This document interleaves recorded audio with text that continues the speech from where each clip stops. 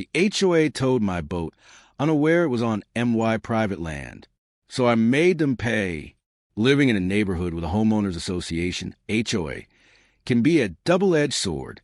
On one hand, they keep the community looking nice and orderly. But on the other hand, some HOAs act like they have absolute power, enforcing ridiculous rules without a second thought. Unfortunately for me, I learned this the hard way when they decided to tow my boat without my permission from my own private property. But what they didn't realize was that they had just made a huge mistake, and I was going to make them regret it. How it all started. For years, I had kept my boat parked neatly on a piece of land right next to my house. This wasn't some random street or shared community space. It was a part of my private property, legally owned by me.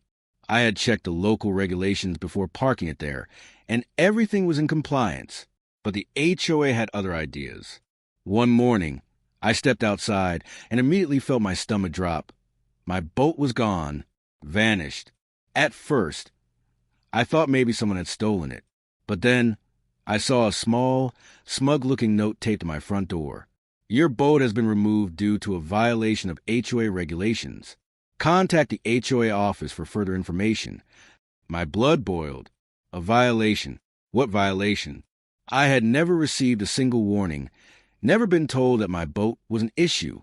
And more importantly, this was my private land, not some HOA control lot. The confrontation.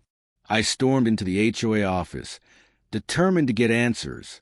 The moment I walked in, the HOA president, a middle-aged man named Richard, smirked at me like he had won some kind of battle. You can't store boats on the property, he said, crossing his arms. I took a deep breath. Richard, that land is mine, not HOA property. You had no right to touch my boat, let alone tow it. He shrugged. HOA rules state that boats cannot be parked in visible areas. Yes, I snapped, but that applies to community areas, not privately owned land. Richard's face twitched slightly, but he still kept up his smug act. Well, the board voted on it. If you want your boat back, you'll have to pay the towing fees. That's when I knew this wasn't just an accident. It was an intentional power move. They wanted to flex their authority, and they thought I'd just roll over and comply. But they had severely underestimated me. Time for some payback. I wasn't about to let these HOA clowns steal my boat and make me pay for it. So I did what any logical, rightfully furious homeowner would do. I lawyered up. First, I went straight to the county office and pulled up the official property records. Sure enough, the land where my boat was parked was 100% legally mine. It was not under the jurisdiction of the HOA. Armed with this proof, I sent a strongly worded legal notice to the HOA, demanding the immediate return of my boat at their expense.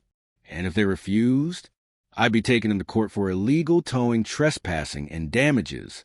And then, to add some spice to the situation, I contacted the local news. I gave them every single detail.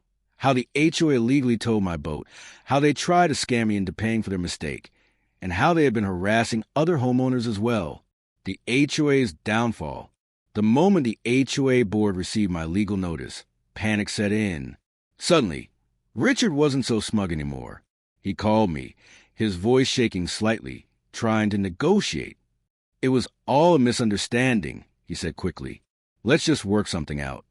Too late. I replied coldly. You had the chance to do the right thing. Now you're going to do it my way. Within 48 hours, my boat was returned, completely free of charge. And as an added bonus, the HOA was now under investigation for improperly handling funds and enforcing unlawful policies. Homeowners who had been silently suffering under their ridiculous rules finally started speaking up. One by one, complaints flooded in. Lawsuits followed. And within months, the HOA was forced to restructure, with Richard kicked out as president. The sweet taste of victory. Not only did I get my boat back, but I also got the last laugh. The HOA had tried to bully me into submission, but instead, they ended up paying the price for their arrogance. From that moment on, they never messed with me or any other homeowner again. And the best part? I still park my boat in the exact same spot. Every time I look at it, I can't help but smile.